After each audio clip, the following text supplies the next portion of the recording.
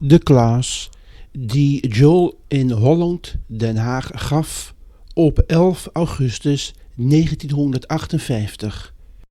And she learned and practiced and proved that a mind imbued with truth could destroy sin, disease, and death. There was nothing of a spiritual nature. Here was a human body filled with sin, disease, or death, and a mind, her mind, or yours or mine, imbued with truth, could remove that. And on that basis she healed and did beautifully. But then one day she woke up to a very sad fact. Some of her students had discovered that the same mind, turning the truth upside down, could do evil with it. And they were. And so she wrote a chapter called Demonology for her early book, in which she told the story of some of her students who were using the power of mind destructively. They were using it not only to make people sick so that they would come and get more treatments, they were using it to make them bring more money to them too, and for other purposes. And so she wrote a chapter warning about it. And for that reason, even to this day, in the latest edition of Miscellaneous Writings, you will find a sentence that says, the same mind that can do good can do evil. You wouldn't believe that, would you? That the same mind that can do good can do evil. It depends on how you use it. Yeah? Now, if you are in the physical realm, you can take any piece of matter or any piece of material thing or any material law, and you can use it for good and you can use it for evil. They're even pumping the germs of diseases into us to cure them, to cure the diseases. They are now using the germs of cancer to cure polio. Do you understand what I mean? That you can use matter for good or for evil, so you can mind. You can use your mind to bless, as these two girls that I spoke about. Or you can use the mind as we are using it here, to give out truth and receive truth. Because don't doubt for a minute, this truth, although it's spiritual, is coming through my mind. And you are receiving it in your mind. Later, when it goes down to the level of your soul, it will jump up with healings. While it stays in the level of your mind, it will not produce very much in the way of healing. It's when it becomes conviction. Now then, when we receive then an inspiration, as far as God is concerned, it's pure and good and holy. And it has for its being the harmony of the entire spiritual kingdom. But when it is filtered down into the mind of a person who knows good and evil, then it says, choose ye this day whom you will serve, good or evil. And you'll find out that the very powers that you can use for evil, you can use for good, and the powers you can use for good, you can use for evil. Now that exists only until you come to the place that I'm telling you about in the infinite way, where you consciously give up the powers of good and evil, where you agree there are no powers except God. Then you don't use truth. Because if you did, you could use it to suit your sense of good and evil. And sometimes you'd use it for what you think is good and it would turn out evil. Oh yes, there have been lots of parents that have ruined their children's lives, by being too good to them. Or what they thought was good. There again, their concept of good. Now, when you come to where we are in the infinite way, you no longer have a choice.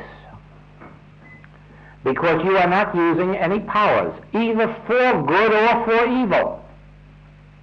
You have given up the use of powers, and you have settled yourself back into the realization God alone is power.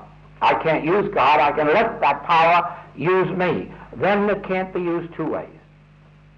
See the difference? God can't use power two ways. Therefore, if we stop using power and let the power of God flow through us, there can be no evil. That's why a person, if they really catch the message of the infinite way, there cannot be sin, there cannot be disease, there cannot be selfishness, there cannot be hate, envy, jealousy, malice. Those things cannot exist in them because they've given up that self. And they're letting the God self express itself. It isn't as if they were expressing God. Oh no.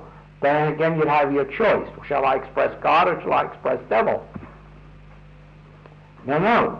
You are not expressing God. You are letting God express itself in you and through you and as you. You see that? That's where we are.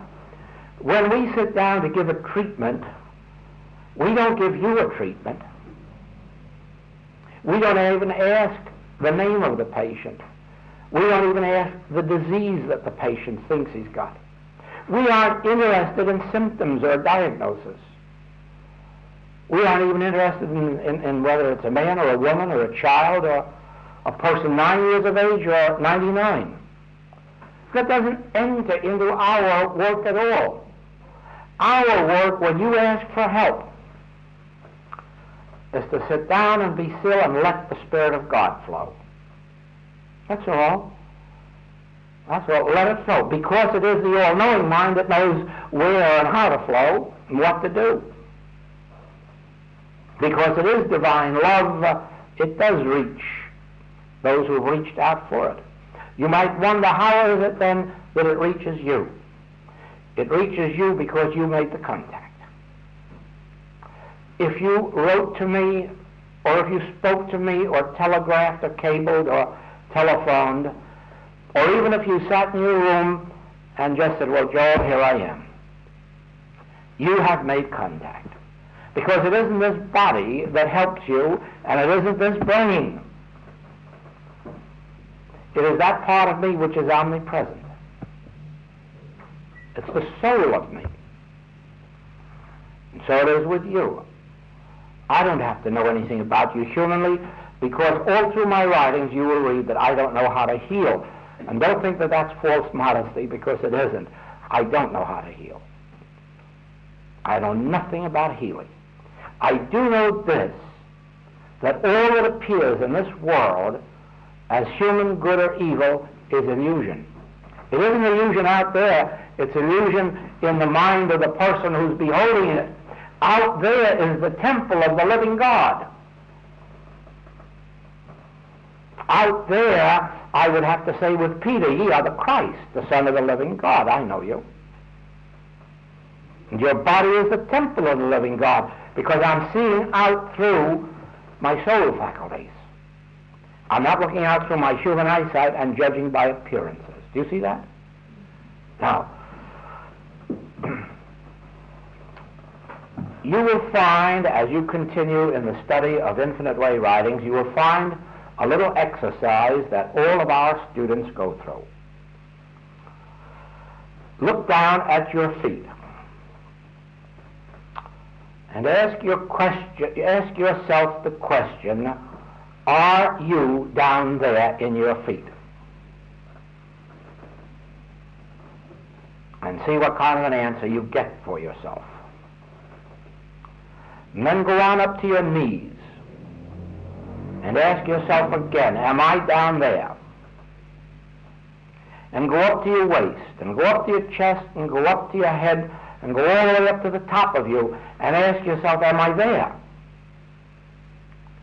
And you'll come up with a realization before you're through that there isn't any place from your toenails to the topmost part of your hair where you are.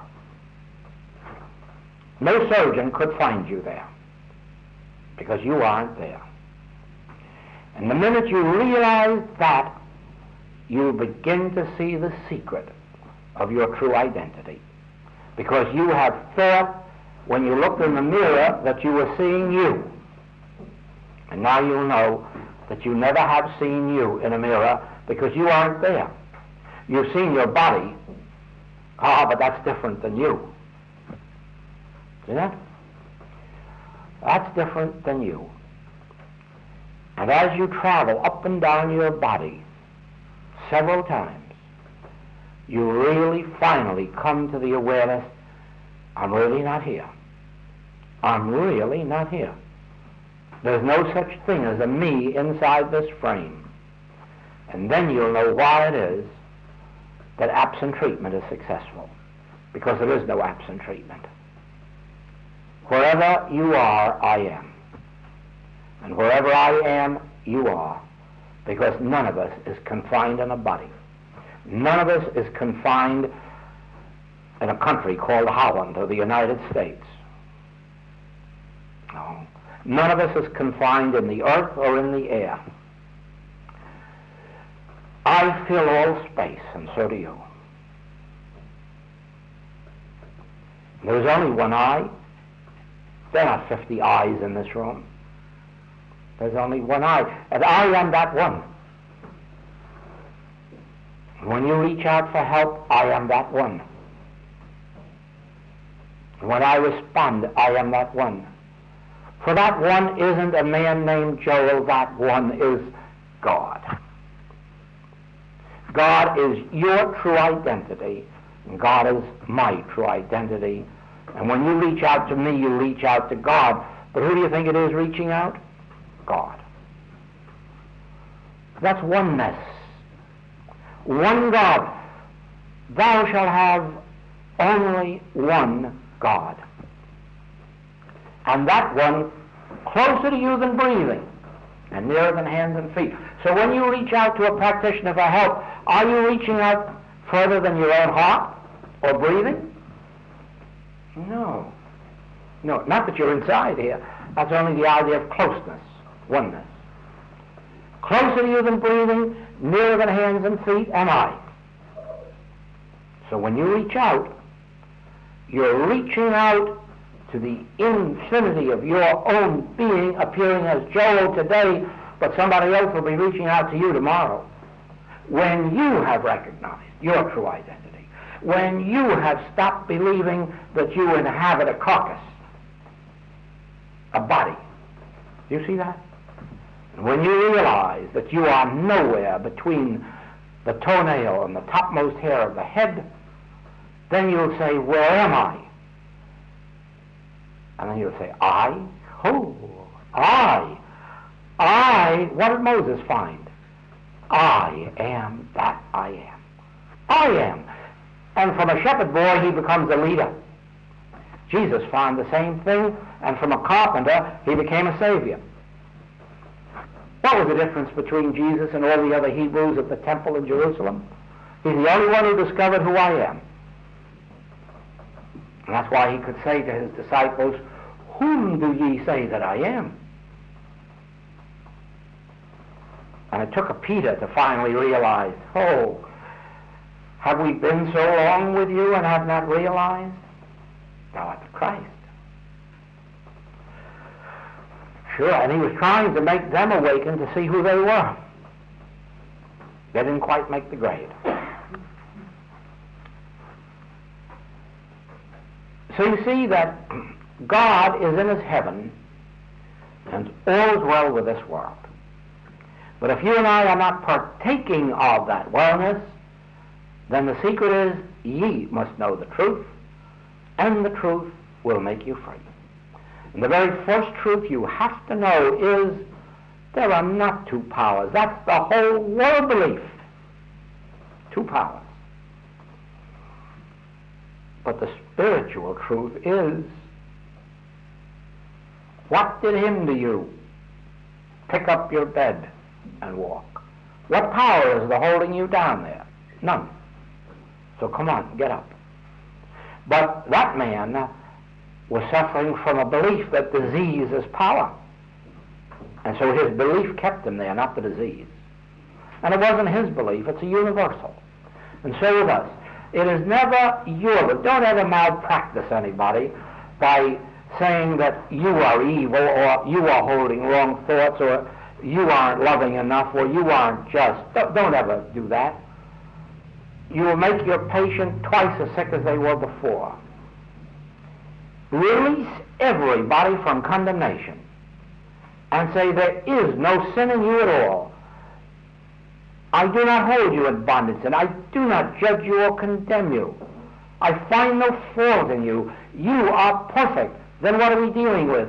A universal belief which you're accepting. Now give it up. Do you see that? His belief kept him there, not the disease. And it wasn't his belief, it's a universal. And so with us, it is never your belief. Don't ever malpractice anybody by saying that you are evil, or you are holding wrong thoughts, or you aren't loving enough, or you aren't just. Don't ever do that. You will make your patient twice as sick as they were before. Release everybody from condemnation and say, there is no sin in you at all. I do not hold you in bondage, and I do not judge you or condemn you. I find no fault in you. You are perfect. Then what are we dealing with? A universal belief which you're accepting. Now give it up. Do you see that? Don't make the metaphysical mistake of saying you should be more loving, you should be more grateful, you ought to attend church, you ought to read so many pages of my books. Don't ever do that, because you're putting the burden of guilt on innocent people. Every one of us is a victim of the universal belief in good and evil. And therefore, it isn't our wrong thinking. The man who steals, don't condemn him for being a thief. He isn't. There's a universal belief in lack, and at that moment he's a victim of it. You can help to free him by not calling him a thief, but by realizing you're not suffering from being a thief. You're suffering from these universal beliefs in two powers. You're suffering from the belief that you're a mortal who has to earn his living by the sweat of his brow. But I'll correct that for you and know for you that you are heir of God, joint heir with Christ, to all the heavenly riches. You do not have to labor for your bread or steal it. And so it is. The minute that you begin to release people from their own sins or mistaken impressions, false teachings, by never condemning them, never judging, never. When you're asked for help, even though something within you will tell you what the particular error is, don't pin it onto them. Don't do that. Realize it's a universal belief, not theirs. And you will be forgiving them. And you'll be releasing them from their sins. I learned a lot of this by being a Christian Science reader in prisons. And I learned that there is no such thing in prisons as bad men. Every single man in there is suffering from the belief that he's bad. And the judge that sentenced him believed it too. They weren't bad. Some of them were stupid. Some of them were ignorant of spiritual law. Some of them were even ignorant of how to earn a living. But they weren't bad. There wasn't one that I ever met that wanted to be a thief, if he was sane. Not one. They were driven by some circumstance of the moment that threw them into that life. When we came along then and said, we're not here to reform you, we're here to reveal to you your true identity. You ought to see the difference in those men and know how quickly many of them went free. Just because condemnation was lifted from them. And they began to have respect for themselves and to believe that there was hope in the world. And I found in my healing practice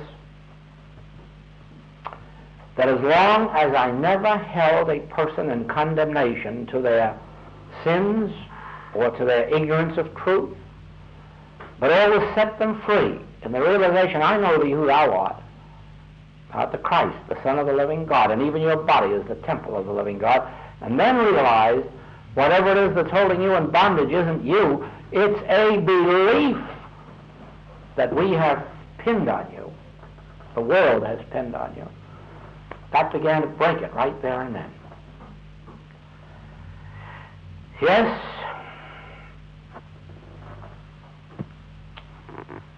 the principles of the infinite way are not difficult. They are revolutionary, but they're not difficult. But they are difficult to put into practice because they contradict what we have heretofore known. Heretofore we've dealt with two powers, and now we've got to be able to learn to laugh at all negative powers and say, you fooled me enough generations. I really believed there were powers of lack or limitation. There were powers of sin or powers of disease. And now I know that there can't be a God and some other kind of a power. And as you do, you find yourself released from believing in two powers. And when you no longer believe in them, it's like no longer believing in ghosts. You don't see any anymore. As long as you believe in ghosts, there'll always be one turning up wherever you are. But the minute you see that there can't be ghosts, ghosts seem to leave your ken. So it is with this. In proportion as we can bring ourselves alive in the realization of God. Thou shalt love the Lord thy God with all thy soul, with all thy heart, with all thy mind, with all thy being. How can you do all that and fear something else? That's not loving God. That's not even believing in a God of one power. Take these principles. You'll find many of them in the writings of the Infinite Way. They're always referred to as the correct letter of truth. Work with that correct letter of truth until it becomes a spirit of truth in you, the consciousness of truth, like this very one of I. Don't hesitate day after day to sit down for a few minutes and just examine your body and see if you really can find yourself inside of it. And one of these days it'll dawn on you, of course I'm not in there. Of course I'm not in there. Where could I be? And then you'll begin to realize you are as omnipresent as God is. And then you'll know why the place whereon thou standest is holy ground. Because God is there. And it's the same way if your thought rests in Australia, that's where God is. Because you aren't outside of God. Well, you will have a good bit of reading to do in my writings to get acquainted with all of these principles. And as I've said, there are now many, many, many of my class tapes here in The Hague. And those of you who really want it can avail yourself of them and hear them. And whatever help any of us can be in this work, we're glad to do it. As you all know by now, Mrs. Van Aikman Bassett here is sort of a guiding light around this place, and was the one through whom I first came to Holland in this work. And all the work that I've given has been under her leadership, if you want to call it that, or direction, and always here in her home or a couple of times in a public hall. But with what we witness here this time, I do not hesitate in saying that by the next time I come, there'll have to be a larger place.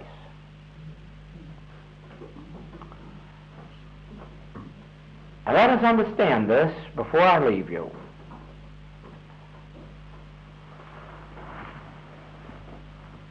I've said it before, I'm just repeating it.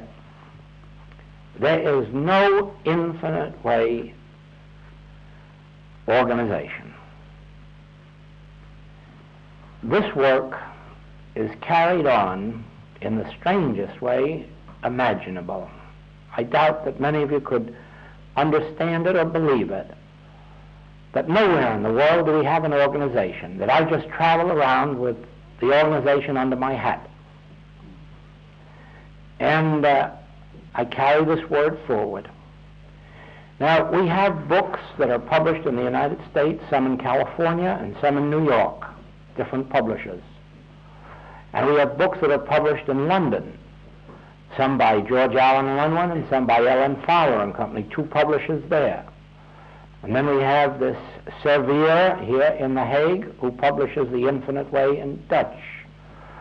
And he has another manuscript, but he has not yet published. And in Switzerland, there's still another publisher who publishes The Infinite Way in German. I travel the entire United States and Canada, England, Scotland, Holland, Germany, Switzerland, and Sweden. North and South Africa, India, Australia, and New Zealand on a one-man circus. And I carry this message to groups like this. Groups that were never advertised for, that came together as this group comes together, without advertising, without being sent for, just because in one way or another, and sometimes in miraculous ways, they hear of it, receive some benefit, and then come. For many, many years, I also carried all of the healing work and did the practitioner work all around the globe. Fortunately, today we have some practitioners in the States and Canada and England here, and I'm being given a great deal of help in that direction, but there's still too much of that for me, and we need lots more practitioners. And again, they are not authorized practitioners in the sense that they carry a license or a designation or a title. The only way they attain it is the same way that I attained my place around the world, by consciousness. The very moment you have the consciousness that heals, you are a healer. The minute you have a consciousness that heals, people will discover it. And they find you. They find you even if you're hiding away in Hawaii. They find you and send for you or write for you, because it's all a matter of consciousness. Nobody can make you a practitioner or a teacher. Only you can do that yourself. If I could ordain practitioners or license them, there would be no certainty that they'd ever heal anybody, because I have no power to make them healers. And authorizing them certainly doesn't make them healers. What makes them healers is their attaining the consciousness of one power, this consciousness of divine grace. When they have that, they're healers. And the world knows it and finds them. So it is. Our work is conducted in groups like this. Now, there are no limits to how many groups there can be in a city. There can be 100, 1,000. If there are that many people with a consciousness of wanting a group and of being able to maintain one. It's their consciousness that does it. It's not authorization. It's not permission. It's consciousness. We have in London, just pages and pages of places where there are tape recording groups, and all out from England, and all over the United States, Africa, and all over. And it's all accomplished that way. As soon as an individual realizes, this is my life, this is my work, first thing you know, they have a few people around them, and then they are a group. See that? And probably a group grows to be 20 or 30 or 40, and then somebody out in another neighborhood says, well, why should we come all the way in here? We'll get a tape recorder out here, and then a group forms out there. And that's how our works carry on. Totally unorganized. No memberships. Everyone free to expand in accordance with their own God-given desires.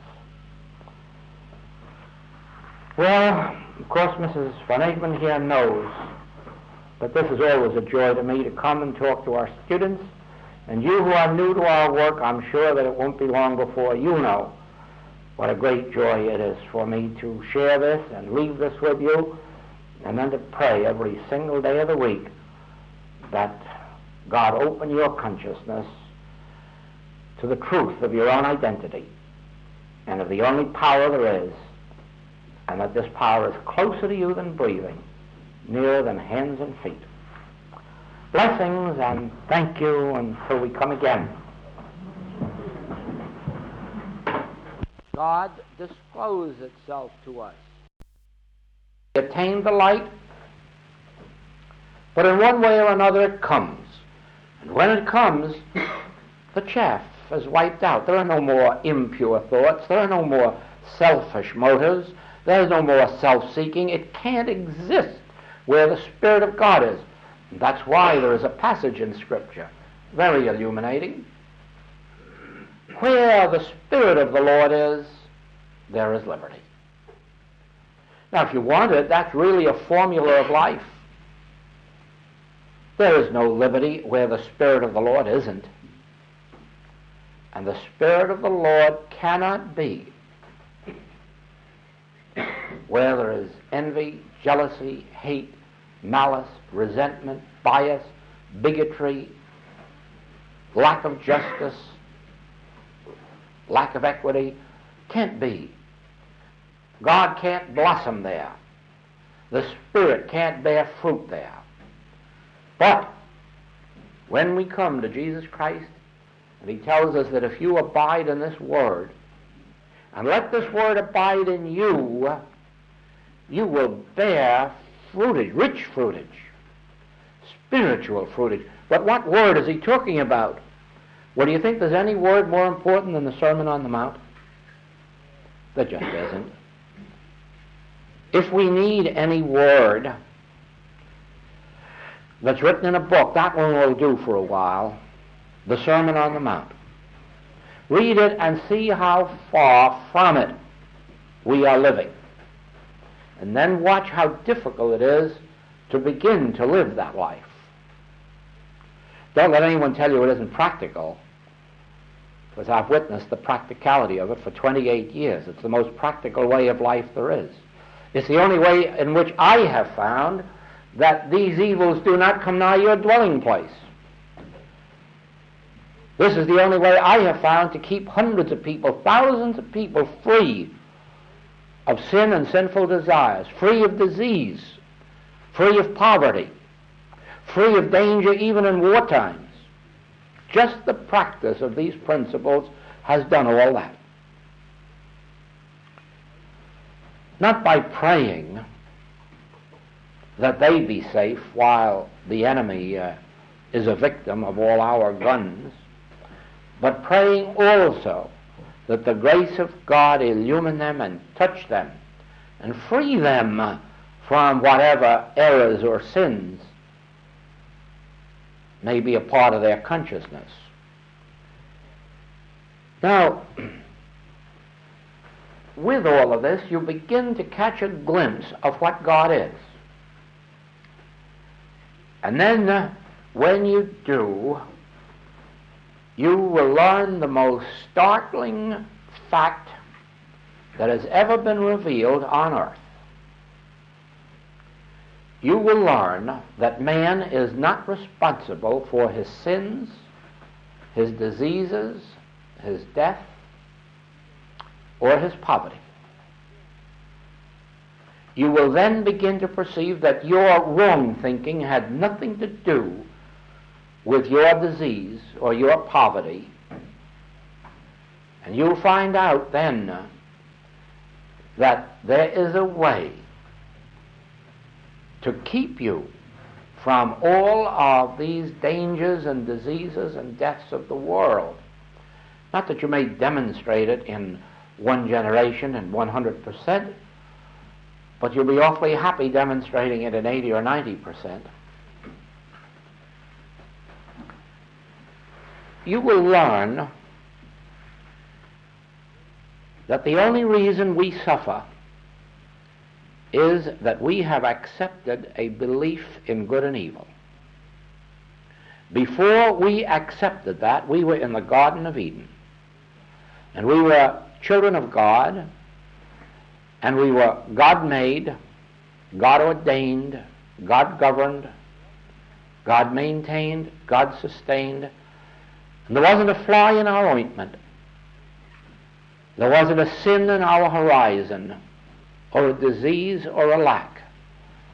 We were perfect beings, and perhaps you think that it's not possible to live that way on earth, but stop thinking it. It is possible to live that way right here on earth. Right now, too. And to help others attain it. Into the mind of man, and the experience is described as eating of the fruit of the tree of the knowledge of good and evil. Into the mind of man came this sense of separation, which made some things good and some bad, some conditions good and some bad. And man began a dual life, lived outside the realm of God. For in the realm of God, I can assure you, there is no evil. None of any nature. That's why it said that in His presence there is fullness of joy, because there isn't a trace. When you're in the presence of God, there isn't a trace of a sin, a disease, a false appetite, a lack or limitation. There isn't a thing but complete and perfect harmony when you are in His presence. Where the Spirit of the Lord is, there is liberty. There isn't a trace of bondage to sense, sin, disease, death, or anything else. But we cannot enter the presence of God while we have the powers of good and evil in our mind. Now, how do you learn this? I'm not talking now, I know that I'm not talking to strangers to the metaphysical world. I know that probably every one of you here has a background of either Christian Science or Unity or New Thought, one of the teachings. And so you'll understand when I say to you that your first experiment can begin with spiritual healing. And we will assume now that you want to be responsible for the healing of someone in your family, friends, yourself.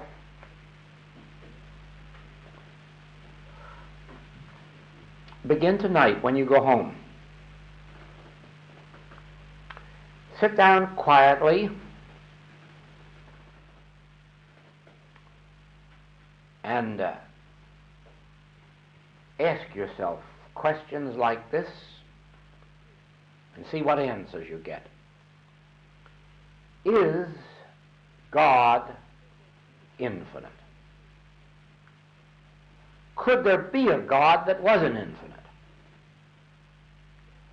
No, if God were less than infinity, it wouldn't be God.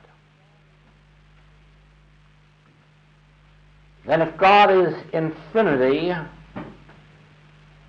does God give life and kill? Oh, wait a minute now. He can't have two infinite qualities. He can't have the infinite quality of life and the infinite quality of death. Which is it? Which is it? Is God life? Is God immortal life? Is God omnipotent? Then life must be omnipotent. Life must be omnipresent. Life must be eternal. Now, what power, if God created man in His own image and likeness, perfect, what power would bring about imperfection? Well, there isn't any power because you said that God was infinite.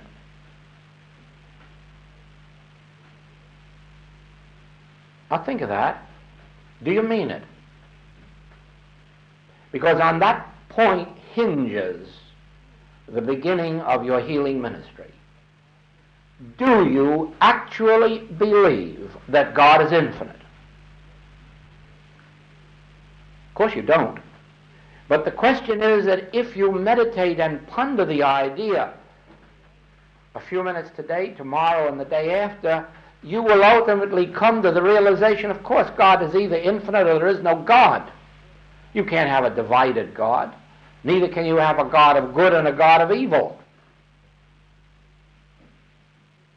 Then that's been my mistake. I've had two powers. I've had a power that could cause disease, or a power that could perpetuate disease. A power that could kill from disease. Well, when I look at it in that light, of course, it's an impossibility to believe that there are two powers. You can't have an infinite God and another power, or else you've wiped out your infinite God. But how does that shape up with what we see on earth?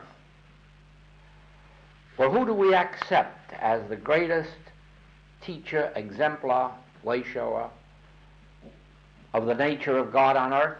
Jesus Christ? Of course. Who else?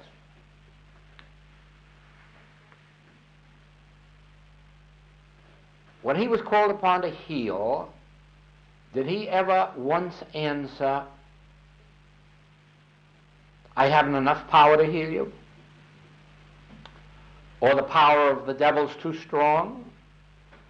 Or this disease is too advanced?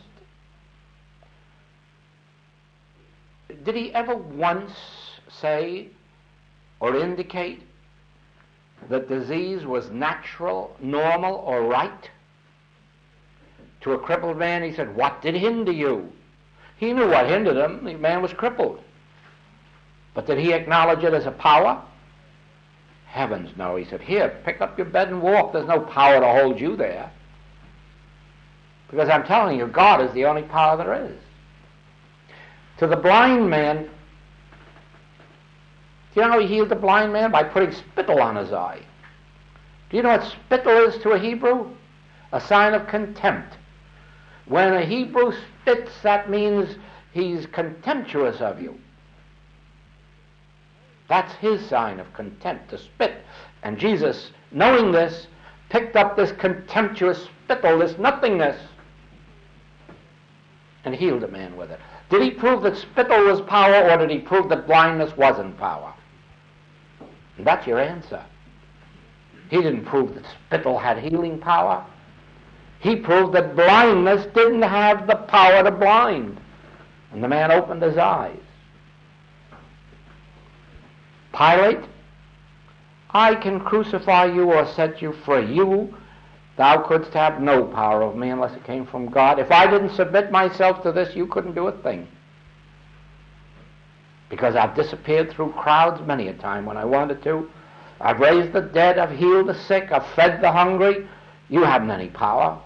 Only God has power. Unless I can be made to accept some other power. And so the whole healing ministry of Jesus Christ proves that he never once acknowledged that there was a power in disease or death or lack. Never once. Now you and I have inherited this human heritage of the belief of two powers, and in some measure every single one of us in this room is under that universal belief. It isn't your belief or mine. It was here before we were born. It'll be here after we've gone away from here. It is a universal belief that we pick up the very moment we're conceived and born.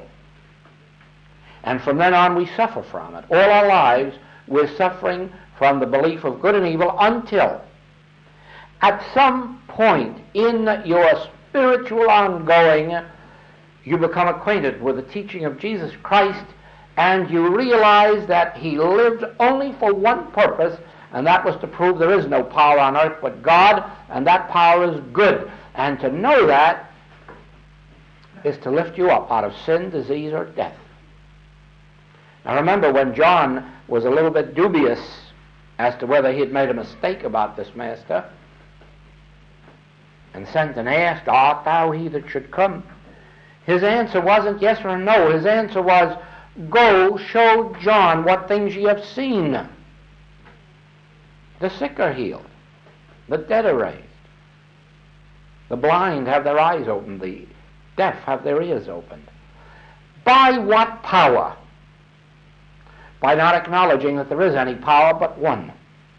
One power, and that power is God.